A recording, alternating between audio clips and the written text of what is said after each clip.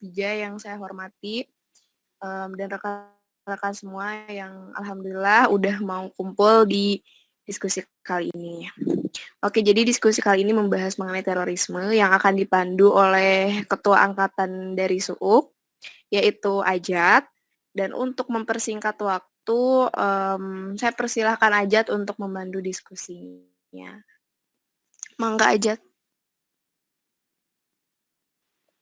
Ya, terima kasih Tenopi. Bismillah, Assalamualaikum warahmatullahi wabarakatuh. Waalaikumsalam warahmatullahi wabarakatuh. Hamdan wa syukranillah, nahmaduhu wa nasta'inu wa nastaghfiruh. Wa na'udzubillahi min syururi anfusina wa min sayyiati a'malina. May yahdihillahu fala mudhillalah wa may yudlilhu fala hadiyalah, amma ba'du. Selamat sore dulur-dulur sekalian, semoga senantiasa dalam lindungan Yang Maha Kuasa. Pada kesempatan yang berbahagia ini, terima kasih telah diberikan sebuah panggung untuk bisa menyampaikan sedikit ilmu yang dimiliki kepada pengurus dan jajarannya, terutama dari bidang PNI itu sendiri. Sebelum masuk ke materi, izinkan saya untuk memberikan informasi terkait orang yang akan menyampaikan materi itu. Nama Aryana Maulana, tempat tanggal lahir Majalengka 26 Januari 2002. Alamat Desa Sindang Kasih, Majalengka. Pendidikan yang sekarang lagi ditempuh jurusan Pendidikan Teknik Otomasi, Industri dan Robotika di Universitas Pendidikan Indonesia. Dan untuk selanjutnya mungkin langsung dimulai aja ya. Jadi kepada pemateri, waktu dan tempat saya persilahkan.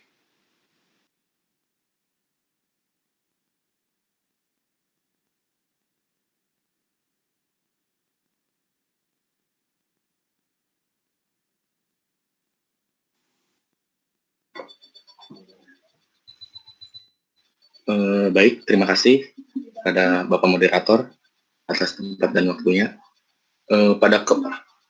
Sebelum saya lanjut, apakah suara saya terdengar dengan jelas?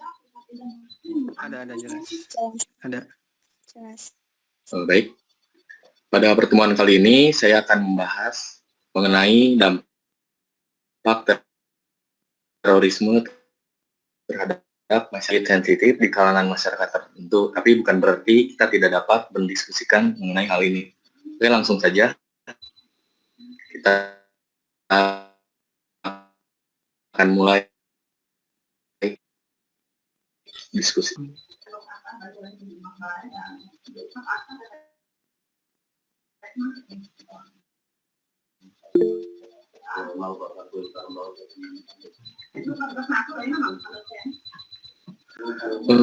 Yang pertama, sebelum kita membahas lebih lanjut mengenai terorisme itu sendiri, kita harus lihat dulu apa yang dimaksud dengan terorisme itu sendiri.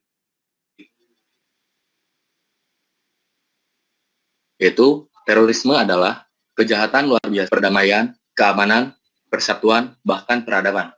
Terorisme juga musuh terbesar kemanusiaan sepanjang masa.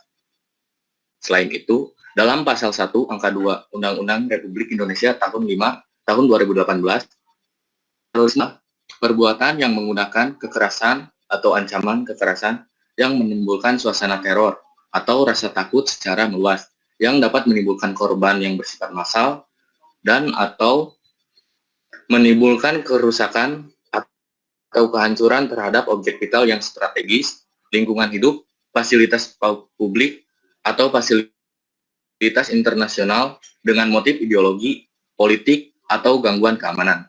Bisa lanjut?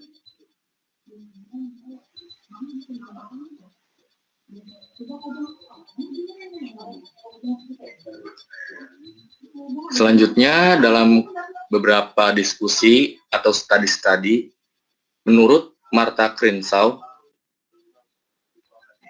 Dalam diskusi tentang terorisme ini bisa kita kelompokkan menjadi 3 pertanyaan yaitu yang pertama, kenapa terorisme itu terjadi? Yang kedua, bagaimana proses kerja dari terorisme itu sendiri? Dan yang terakhir, apa dampak sosial atau politik yang ditimbulkan oleh terorisme itu sendiri? Dan kita akan membahasnya di slide selanjutnya.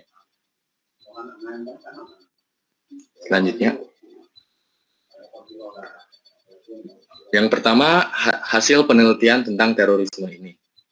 Ini bersumber dari buku Origin of Terrorism yang ditulis oleh Gerald M. Post. Dalam buku ini, survei yang dia lakukan yaitu yang pertama, kehidupan 250 orang terorisme di Jerman Barat. Mereka ditemukan berasal dari keluarga berantakan atau yang kita sering sebut dengan broken home. Yang kedua, 25% telah kehilangan salah satu atau kedua orang tuanya menjelang usia belasan tahun. Terus yang ketiga, 33% mengalami konflik hebat kegagalan dalam edukasi dan vokasi.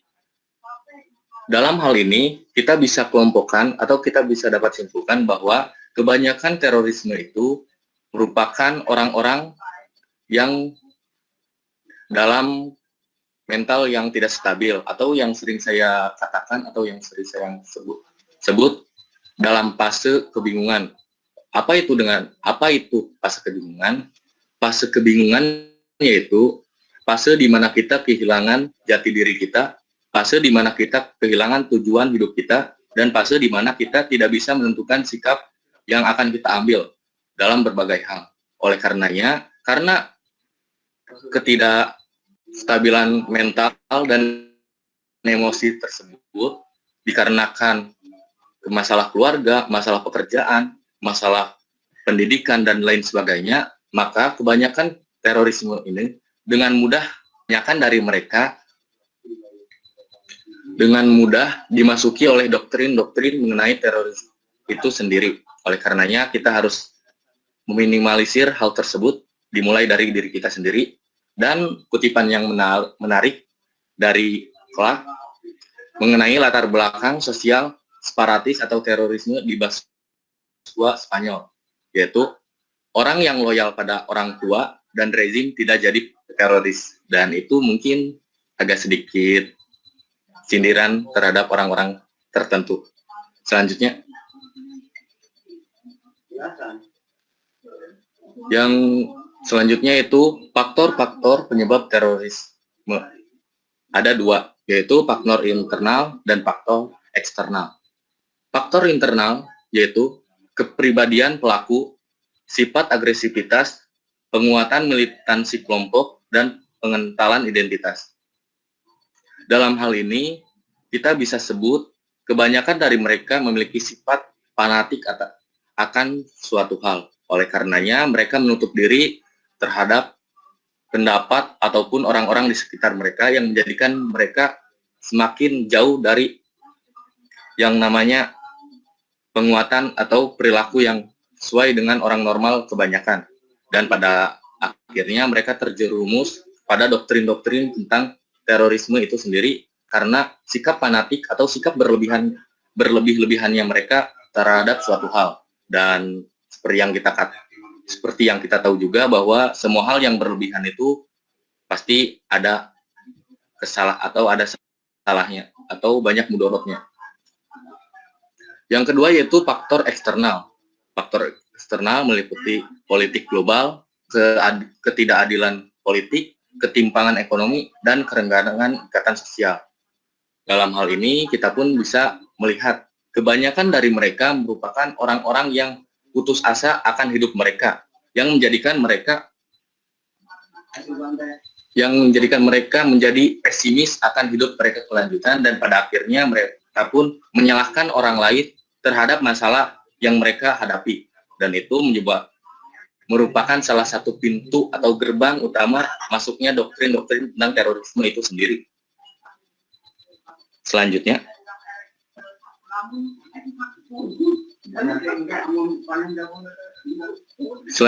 kajian sosial dan psikologis tentang terorisme atau orang yang menganut paham terorisme itu. Yang pertama, sosial. Secara sosial, kehidupan mereka berpotensi sebagai biasanya memiliki sikap eksklusivitas dan tidak mau berbaur dengan masyarakat. Ya, mungkin kalau bahasa kita nyaman, no lab, ya kan? Dan atau, jadi saya umatnya kepada para ibu-ibu segera berinteraksi dengan masyarakat. Yang kedua yaitu, secara kejiwaan, ada potensi narsisisme bagi seorang teroris. Gejala narsistik pada seorang dapat dilihat dari cara pandang yang merasa dirinya paling benar, paling hati, dan kerap memaksakan keinginannya. Ini disebabkan oleh ketidakstabilan mental itu sendiri atau ketidakstabilan mental dan emosi mereka. Dan yang seperti yang saya bilang, karena mental yang tidak stabil ini, maka mereka masuk pada fase kebingungan itu sendiri, yang pada akhirnya timbulnya rasa narsistik pada diri mereka sendiri, yaitu rasa di mana mereka ingin dipuji orang lain tanpa memikirkan apa yang mereka lakukan. Terus, bagaimana kalau kita memposting atau mengabadikan momen terus diupload di media sosial? Apakah itu termasuk narsistik? Menurut saya pribadi, itu merupakan gejala narsistik. Namun, patut kita perhatikan, narsistik di sini yaitu di mana ketika kita mengupload atau memposting sesuatu ke media sosial kita, terus kita berniatan untuk mendapatkan pujian dari orang lain, dan kita tidak mau mendengarkan kritik dari mereka atau dari orang lain tersebut, maka itu sudah mulai masuk gejala-gejala atau mungkin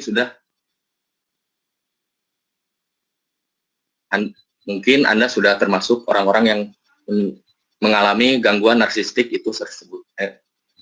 Yang selanjutnya, secara psikologi. Yang pertama, para teroris tidak menunjukkan tanda-tanda yang penjurus pada psikopatologi. Jadi kalian jangan khawatir jika di sekitar kalian atau teman-teman kalian kebanyakan yang berarti mereka ya pasti terganggu, cuman bukan berarti mereka teroris juga, jadi tetap dengan mereka. Yang kedua, gangguan kepribadian, narsisme, dan kepribadian ganda. Perkembangan kepribadiannya mengalami kerusakan psikologis selama masa kanak-kanak.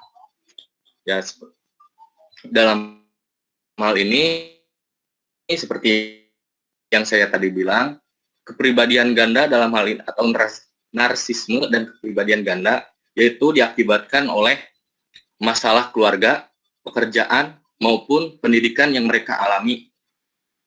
Dan itu menyebabkan mereka menjadi kurang atau merasakan kesepian yang mendalam, yang pada akhirnya timbul sifat narsisme ini yang menyebabkan mereka haus akan pujian dari orang lain dan juga perhatian dari orang lain.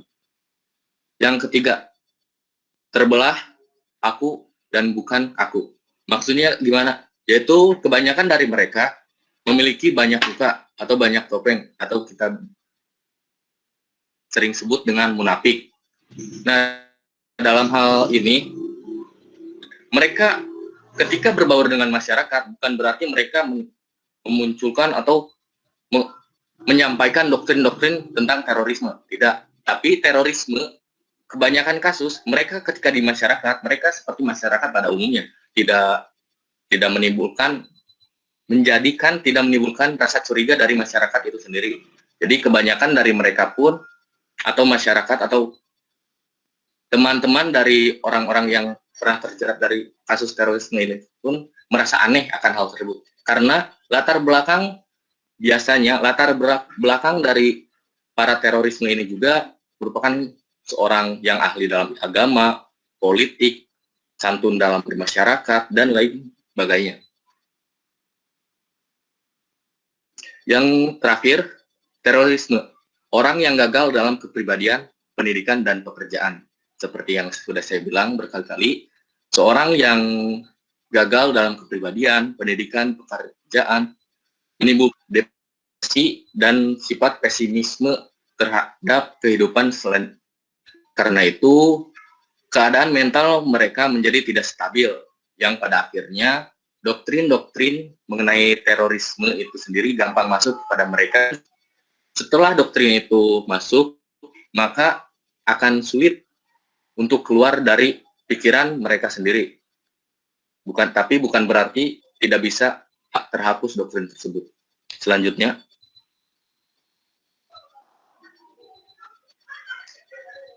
empat model tahap dari Borum tentang pola pikir teroris. Jadi, sebelum menjadi terorisme, ada tahap-tahapannya dulu. Yaitu yang pertama, keluhan. Ini tidak benar. Maksudnya bagaimana? Ini merupakan keluhan dari pertanyaan-pertanyaan yang sebenarnya kita ketahui jawabannya. Seperti, mengapa kita tidak dapat bekerja lebih baik? Mengapa kita tidak dapat mendapatkan pendidikan yang lebih baik? Mengapa kita tidak bisa menjadi orang lain? Ini pertanyaan-pertanyaan umum yang sebenarnya kita bisa menjawabnya sendiri. Namun, akibat frustasi dan rasa depresi pada diri kita, pada akhirnya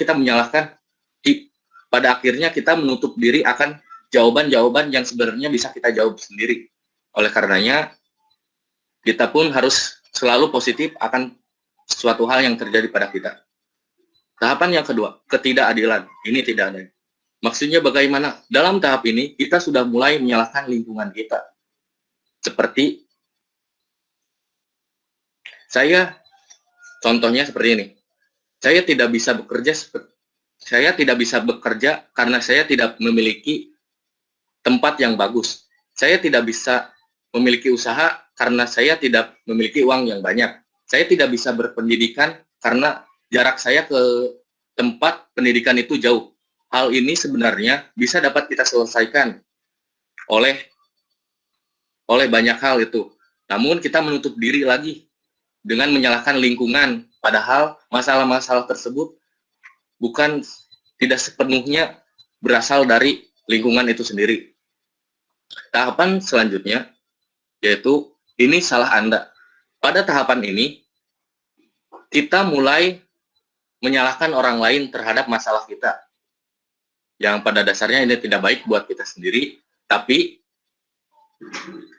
perlu saya garis bawahi, setiap masalah yang dialami oleh kita itu murni atau mutlak tanggung jawab kita sendiri, tidak ada yang namanya tanggung jawab dari orang lain, tanpa terkecuali. Mengapa demikian? Karena kita mempunyai akal dan juga pikiran, supaya bisa memilih apa yang kita akan lalui. Dan oleh sebab itu, karena kita memilih hal tersebut, otomatis itu menjadi tanggung jawab kita. Jadi tidak selamanya orang lain memiliki tugas bertanggung jawab atas setiap masalah yang ada pada diri kita sendiri.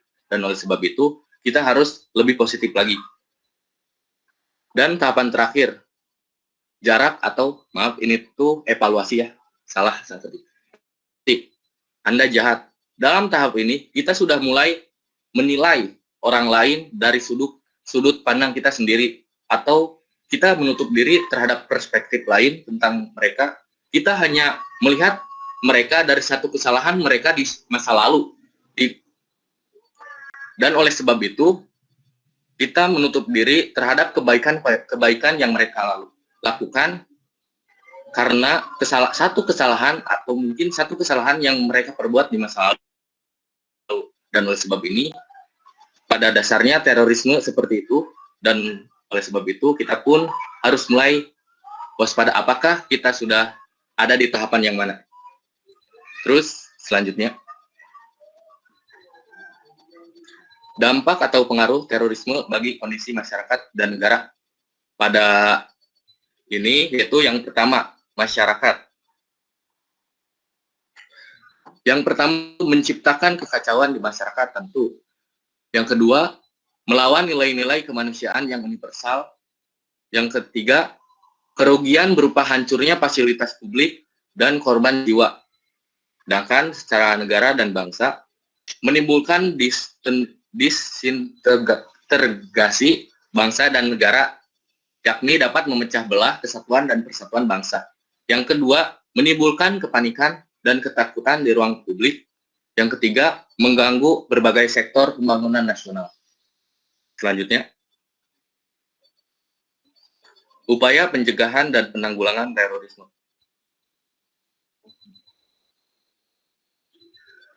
Pencegahan, yaitu yang pertama pendekatan. Itu sebagai langkah awal, ini merupakan salah satu contoh pendekatan yaitu diskusi pada hari ini. Ini merupakan setidaknya kita setelah kita berdiskusi mengenai terorisme ini, kita bisa setidaknya memiliki dasar-dasar apa itu terorisme dan apa dampak dari terorisme itu, supaya kita bisa melakukan pendekatan kepada orang-orang di sekitar kita, khususnya keluarga, teman-teman kita, maupun saudara-saudara kita. Yang kedua, kesejahteraan. Mengapa demikian? Karena, maksudnya kesejahteraan itu yaitu merasa cukup akan segala hal yang kita miliki. Oleh karena itu, setiap terorisme itu biasanya mereka seorang yang selalu menyalahkan sesuatu karena tidak merasa cukup atau tidak merasa bersyukur terhadap apa yang dia miliki. Oleh sebabnya, kesejahteraan atau merasa cukup di sini itu sangat penting dalam pencegahan. Selama kita merasa cukup terhadap apa yang kita miliki, maka kita akan insya Allah terhindar dari doktrin-doktrin mengenai terorisme itu sendiri. Yang ketiga, edukasi. Setelah pendekatan, tentu kita harus, bukan hanya pendekatan saja, tapi kita pun harus punya ilmu tentang terorisme itu sendiri. Bagaimana caranya? Yaitu kita bisa melakukan diskusi seperti ini, men-search-nya di Google, atau bagaimana, atau mungkin melakukan seminar-seminar lainnya. Oleh karenanya, diskusi pada hari ini sangat penting untuk edukasi kita dalam pendekatan mencegah terorisme khususnya di keluarga kita atau di lingkungan kita sendiri. Terus penanggulangan. Yang pertama itu pendekatan hukum. Tentu tapi pada pendekatan hukum ini aparat negara seperti kepolisian sangat berperan penting karena pada dasarnya terorisme itu berupa doktrin yang diajarkan oleh seseorang. Oleh karena itu sangat sulit menghapus doktrin tersebut atau ideologi tersebut jika hanya cuman dipenjara 4-20 tahun saja. Selama itu tidak dihapus doktrinnya, maka tidak akan ada kesadaran pada orang tersebut. Oleh karenanya, aparat negara atau kepolisian pada khususnya sangat berperan penting mengubah mindset terorisme yang telah tertangkap. Yang kedua, keamanan. Keamanan dan kewaspadaan yang timbul diakibatkan terorisme harus lebih tinggi lagi. Karena itu merupakan bentuk pencegahan penanggulangan supaya tidak di lain hari kita tidak akan menemukan terorisme berkeliaran di sekitar kita. Mungkin seperti itu. Next. Ya, terima kasih atas waktu dan perhatiannya semuanya. Bila mana banyak kesalahan dalam pengucapan kata, selanjutnya mungkin kita akan lanjut kepada sesi diskusi yang akan dibimbing oleh moderator saya. Tapi sebelum itu saya ingatkan lagi kepada teman-teman semua, saya di sini bukan ahli dalam bidang ini. Saya hanya tertarik untuk mengangkat isu ini. Oleh karenanya saya pada sesi diskusi nanti semoga tidak satu arah. Bukan saya saja menjawab, tapi semua yang ada di sini dapat menjawab atau membantu saya dalam menjawab jika mana saya tidak memiliki ilmu dalam hal tersebut. Terima kasih. Terima kasih ya Saudara Arya telah menyampaikan materinya. Begitu sangat bermanfaat tentang pengetahuan apa itu teroris yang sebenarnya dan seperti apa bentuknya. Mungkin dari teman-teman punya pandangan tersendiri terhadap teroris itu seperti apa sih dan kayak gimana sih motifnya gitu. Terus pernah nggak sih kayak kalian tuh ngerasain atau pernah ngelihat teroris di depan mata itu seperti apa gitu. Mungkin barangkali dari teman-teman punya pendapat atau sesuatu hal yang dirasakan, ya silahkan, ini forum terbuka gitu.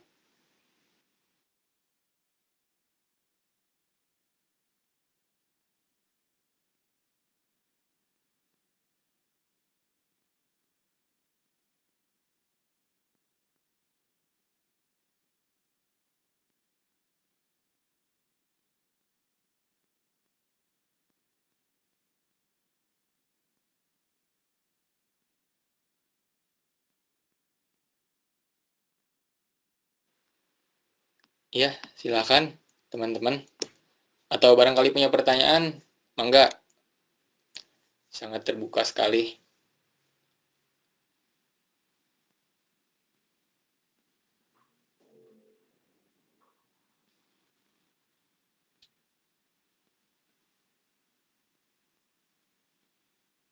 Atau tidak ada ini teh? Izin bertanya, Mangga. kan terkait terorisme di kalangan masyarakat itu bahwa terorisme itu dianggap bahwa terorisme lahir dari Islam yang radikal. Nah, pertanyaan saya, adakah korelasi antara terorisme dengan agama? Jadi, apa sih korelasi atau ada nggak korelasi antara agama dengan kegiatan terorisme tersebut? Terima kasih, moderator. Ya, makasih Iqbal.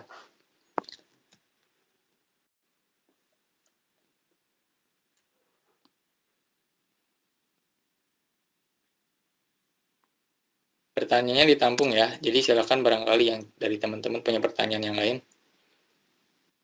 atau pendapat, silakan.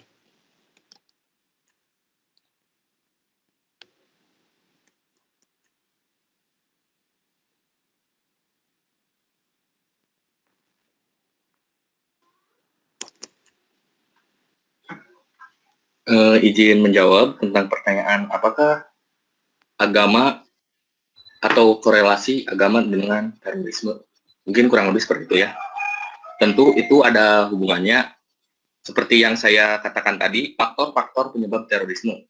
Yaitu salah satunya dalam faktor internal penguatan militansi kelompok dan pengentalan identitas atau yang sering kita sebut fanatik. Ketika seorang fanatik terhadap suatu hal, maka seorang akan tertutup terhadap pendapat-pendapat lain. Dan dengan demikian, terkadang, maaf ya sebelumnya, koreksi bila salah, Islam yang radikal atau agama-agama yang radikal tersebut kebanyakan tidak terbuka dengan masyarakat atau tidak terbuka dengan pendapat lain. Oleh sebabnya, merasa mereka itu paling benar dan itu menyebabkan salah satu faktor penyebab terorisme itu sendiri, yaitu pengentalan identitas dan juga kepribadian sikap yang agresivitas. Oleh sebabnya, mungkin itu salah satu penyebab juga atau ada korelasinya. Mungkin seperti itu. Silakan bila mana ada jawaban yang lain. Oke, barangkali dari PJ punya jawaban atau punya pandangannya sendiri. Mangga PJ.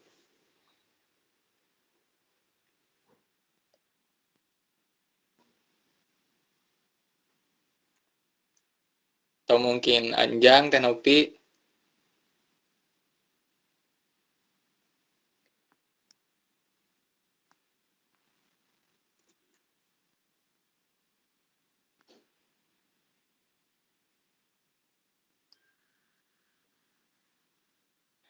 Barangkali Iqbal belum puas jawabannya, silahkan. Kalau punya pandangannya sendiri, silahkan disampaikan.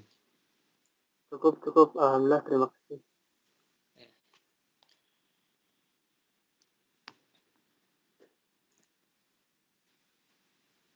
Teman-teman yang lain, bagaimana, ada pertanyaan atau ada hal yang ingin disampaikan? Sedikit ilmu pasti bermanfaat lah. Jadi ya jangan menutup diri untuk hal-hal baik.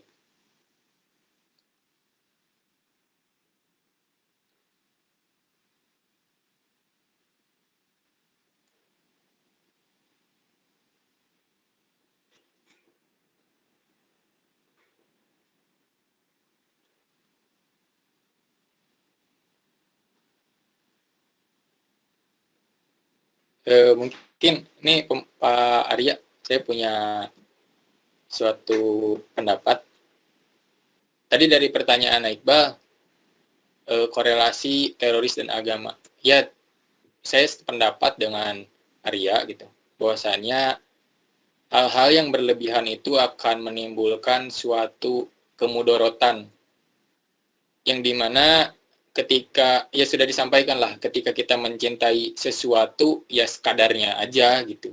Ketika kita membenci pun ya sekadarnya gitu. Karena kita tidak pernah tahu ke depannya seperti apa. Terus mungkin terorisme itu menurut saya bukan ya tidak selalu dengan orang-orang yang mendeklarasikan diri sebagai seorang teroris gitu. Bahkan mungkin ada dari sekitar kita mungkin ya yang punya cara berpikirnya seperti teroris atau mungkin suka menimbulkan hal-hal yang gede atau membuat masalah yang gede, keributan yang kontroversial, itu juga bisa disebut teroris menurut saya karena menimbulkan kegaduhan dan memecah belah gitu. Itu mungkin bagi saya. Barangkali dari teman-teman ada nih itu pandangannya sendiri. Jadi dipersilahkan.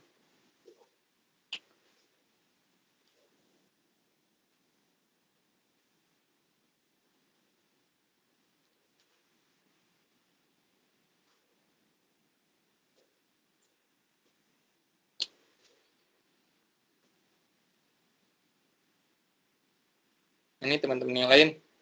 Dari Dini mungkin ada pertanyaan. Boleh deh, Dini mau bertanya. Silakan. Saya sendiri atau teman-teman yang lain atau AATT semua di Indonesia, menurut teman-teman Arya, teman-teman dan TTA semua, terorisme apa yang paling kayak masalahnya itu besar, terus terorisme paling besar yang udah terjadi di Indonesia gitu. Apakah dalam hal politik global atau ketidakadilan politik atau apa? Contohnya apa? Makasih.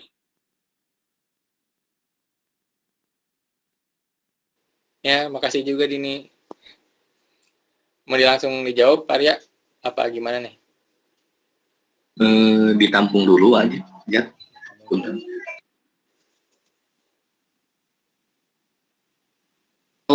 Atau ada yang lain? Silakan.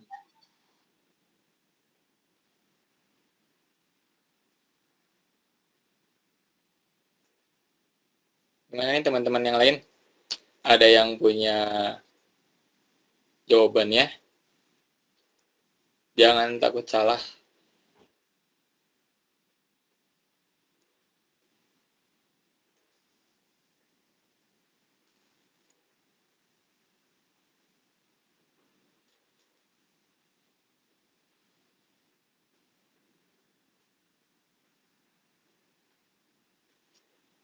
Kalau saya mau menyampaikan sedikit ya, apa yang ditanyakan.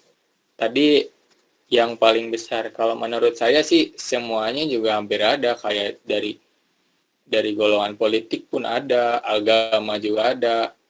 Karena kenapa gitu, ketika kita menemukan satu kasus seorang teroris, dia pasti membawa satu hal yang ia bawa, entah itu politik, agama. Kayak contohnya pas kemarin pengeboman di suatu gereja, itu pasti bawa-bawanya kayak agama itu.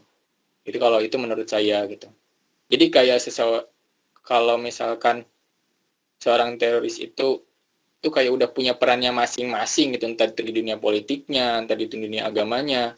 Karena pada intinya memang mungkin memecah belah gitu. Karena untuk mencapai suatu kemerdekaan yang mereka maksud gitu.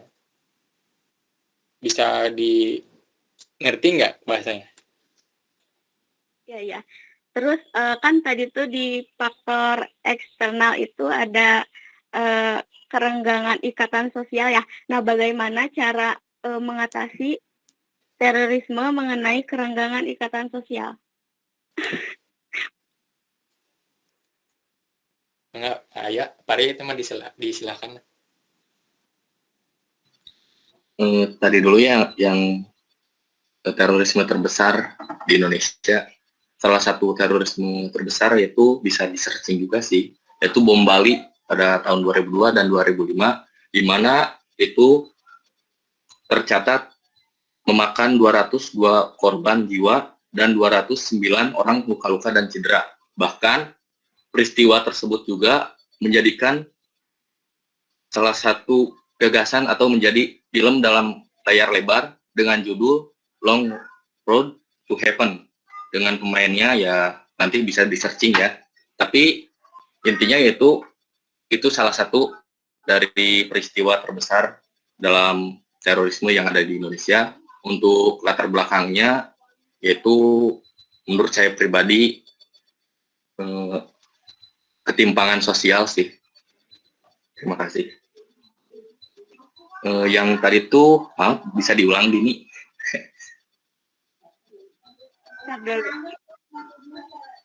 Oh iya, yang di faktor eksternal tuh kan ada salah satunya tuh ada kerenggangan ikatan sosial. Nah, bagaimana cara mengatasi terorisme mengenai faktor eksternal tersebut atas kerenggangan ikatan sosial gitu. Kerenggangan ikatan sosial itu ya tentu dengan pendekatan dari keluarga terorisme itu sendiri.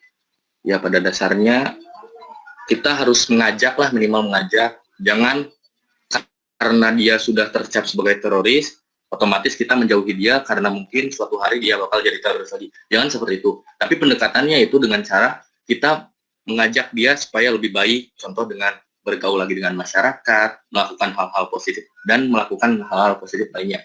Itu sih salah satu untuk ikatan sosial antara terorisme dan masyarakat. Terima kasih. Oh iya, satu lagi. Enggak. Menurut saya sendiri, bisa sih terorisme itu dari orang-orang sekitar kita, dari teman-teman terdekat kita, apa keluarga kita. Maaf Dini, agak putus-putus di sayanya. Bisa diulang nggak? Maaf. Kak, gini, kalau menurut Arya sendiri, terorisme itu bisa nggak sih kayak dari orang-orang sekeliling kita, misal dari keluarga kita, teman-teman kita, sahabat kita, gitu, bisa nggak? Tentu sangat bisa sekali. Tentu sangat bisa sekali. Karena kenapa? Coba Dini lihat-lihatlah wajah-wajah terorisme. Kadang-kadang wajah-wajah terorisme itu orang-orang yang pendiam, ya seperti yang tadi secara psikologis, kehidupan mereka tuh tidak berbaur dengan masyarakat. Jadi mereka ya tiba-tiba jadi teroris istilahnya ya kan. Gak tahu, gak ada yang tahu. Bahkan kadang-kadang keluarga terorisnya pun tidak menyangka hal tersebut. Dikarenakan mengapa? Karena latar belakang mereka rata-rata yaitu yang ahli agama, bergaul bermasyarakatnya baik, dan pekerjaannya baik, dan lain hal sebagainya. Seperti itu. Jadi kemungkinan terorisme di keluarga kita atau saudara-saudara kita itu sangat bisa terjadi karena itu faktor internalnya sendiri. Salah satunya kepribadian pelaku. Kepribadian seperti apa? Kepribadian yang antisosial tersebut atau lain sebagainya. Terima kasih. Cukup jelas. Terima kasih Ajat, sama Arya juga makasih. Ya Dini, sama-sama. Mungkin cara nggak langsung gitu kan, kayak menjadi teroris itu sebuah pilihan bagi kita sendiri gitu. Kita mau jadi teroris atau mau jadi manusia yang lebih bermanfaat lagi gitu kan ya. Kayak gitu mungkin kasarnya. Karena mungkin ketika menjadi teroris adalah sebuah keputusan, mungkin yang dilakukan nanti ke depannya pun menjadi sebuah pengabdian gitu. Kayak gitu secara ininya lah. Ada lagi teman-teman?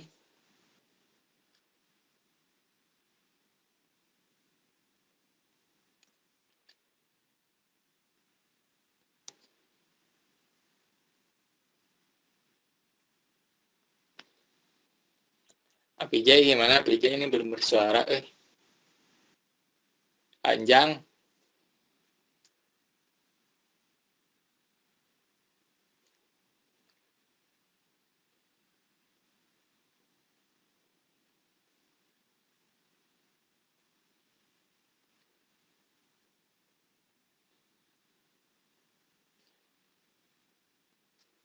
Yang lain?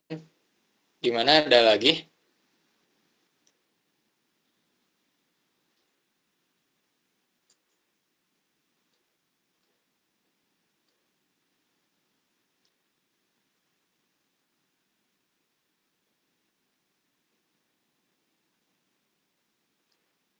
cukup mungkin aja. Kalau pada diem mah.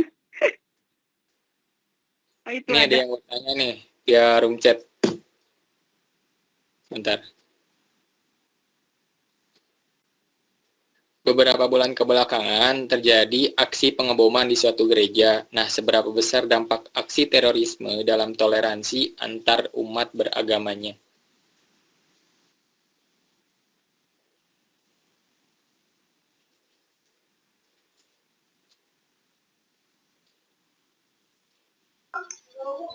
Izin menjawab. Untuk dampak aksi teroris tersebut, yang sebenarnya mungkin tidak terpikirkan oleh terorisme itu sendiri ya. Justru dengan adanya terorisme itu, toleransi antar umat agama semakin kuat seperti seperti yang penanya bilang mengenai beberapa belakangan ini yang di gereja itu, bahkan bukan hanya orang-orang Kristen saja yang menjadi relawan akan aksi terorisme itu sendiri. Ada berbagai macam agama yang ikut membantu dan ikut menyumbang secara pikiran, secara aksi ataupun perbuatan seperti itu. Jadi dengan dampak yang ditimbulkan oleh aksi teroris kemarin itu justru semakin memperkuat toleransi antar umat beragama. Mungkin seperti itu. Saudara Mira, mangga jika ada ingin menjangka.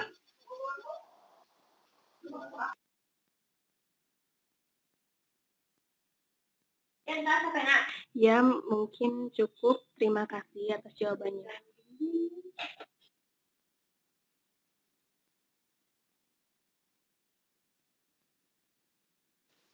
Yang lain, apa ada lagi? Kayak analoginya gini deh. Mungkin dari kita semua udah tahu ya cerita dari anime Naruto gitu ya. Kayak di situ tuh ada satu kelompok yang namanya Akatsuki. Itu bisa dianalogikan sebagai teroris gitulah.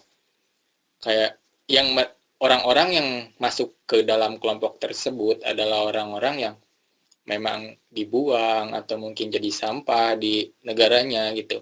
Terus ketika mereka masuk, mereka punya tujuan utama, tapi di samping punya tujuan utama, mereka juga ingin melakukan hal-hal yang mereka suka.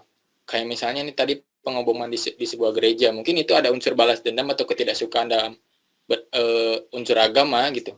Jadi mungkin setelah mencapai kepuasan itu ya udah gitu. Entah itu mereka mau mati atau enggak, itu selamat atau enggak, itu adalah pilihan akhir gitu. Kayak gitu mungkin ya. Kayak nggak selalu tentang hal-hal yang mereka inginkan gitu. Jadi ketika memang dari masuk ke teroris bisa memfasilitasi untuk melakukan hal itu, ya kenapa enggak gitu, mungkin bagi mereka. Mungkin itu secara gamblangnya lah.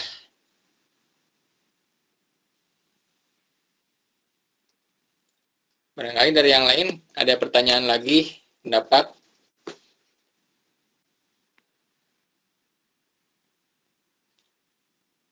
Arija barangkali mau menyampaikan ilmunya sedikit tentang terorisme.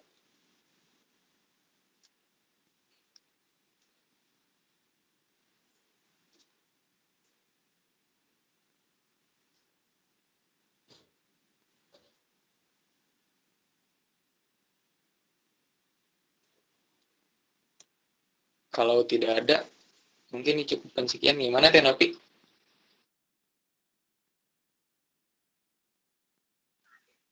Boleh bebas. Mau lanjut boleh, mau udah boleh. Gimana yang lain kalau misalkan tidak ada, mari kita tutup gitu. Jadi kalau misalkan ada, silakan. Mungkin tidak ada aja.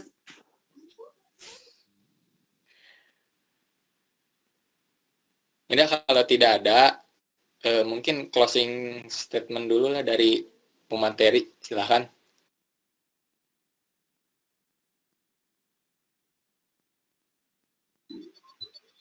Closing statement dari saya tuh ya yang tadi saya sampaikan, setiap masalah yang ada dalam diri kita itu merupakan murni mutlak kesalahan kita sendiri atau tanggung jawab kita sendiri.